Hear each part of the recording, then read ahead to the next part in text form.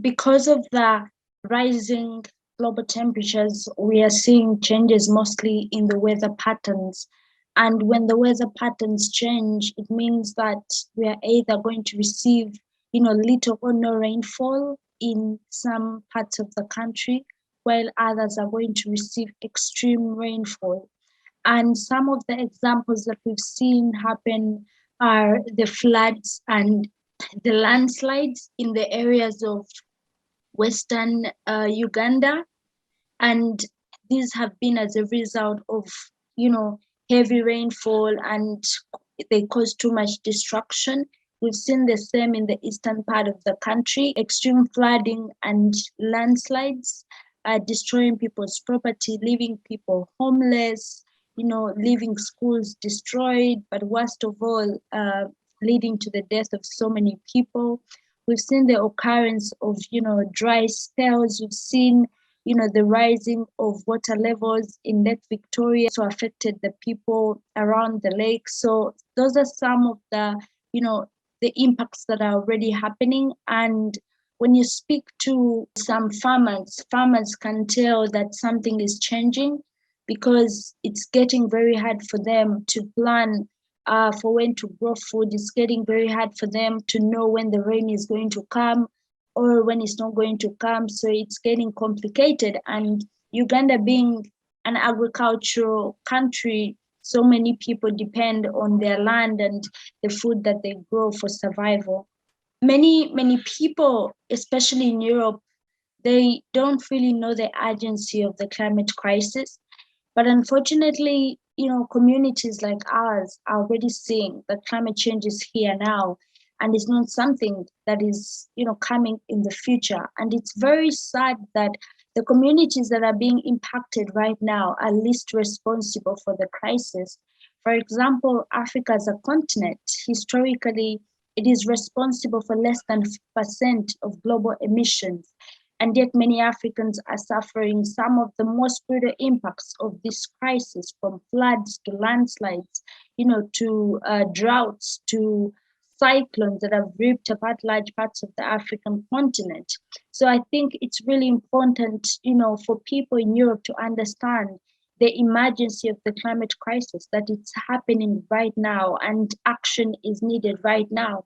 And one of the ways, that we can get more people to know and understand the urgency of the crisis is to amplify and platform the voices of those, from the most affected communities. When I meet the different activists, from different parts of the world, in Europe or in other parts of the world, there is always, a difference. And this difference comes really from, the stories and the experiences. But usually the message is the same. We all want, climate justice. We all want climate action for the world, for the people.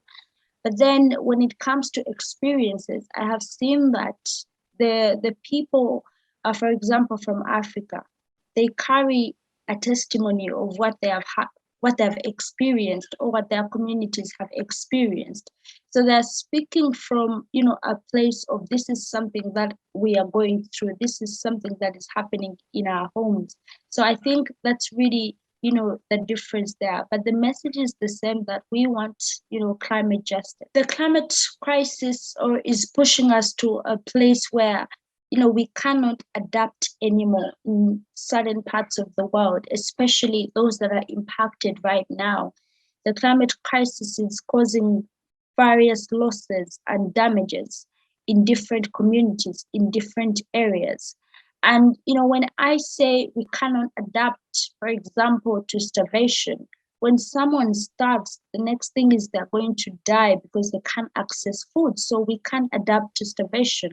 If it's about extinction, when our animal species or the tree species, they go extinct, we cannot get them back. So we cannot adapt to that.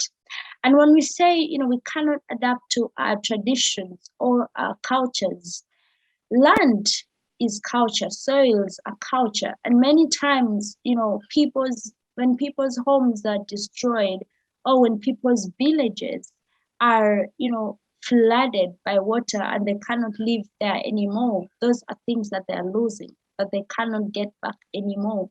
So it's important for people to understand that the climate crisis is already pushing so many people, in situations where they can't adapt anymore. So that's why we say we cannot adapt to starvation, we can't adapt to extinction, but above all, we cannot adapt to loss and damage.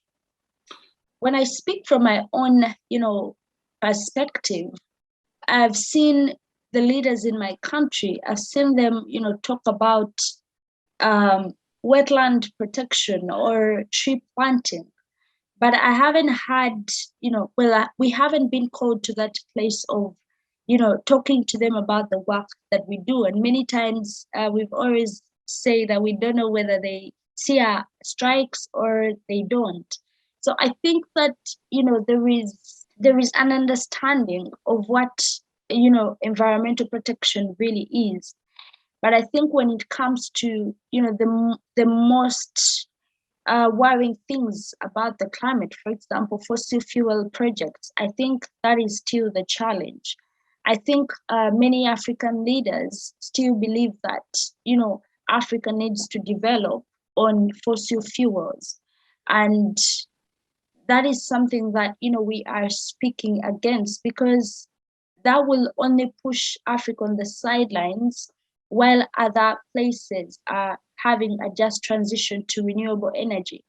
So I think there is really a huge, there is a huge role, or there's a lot of communication and awareness that needs to be done for the leaders in Africa to understand that there is a possibility for the African continent to develop or in a more sustainable way.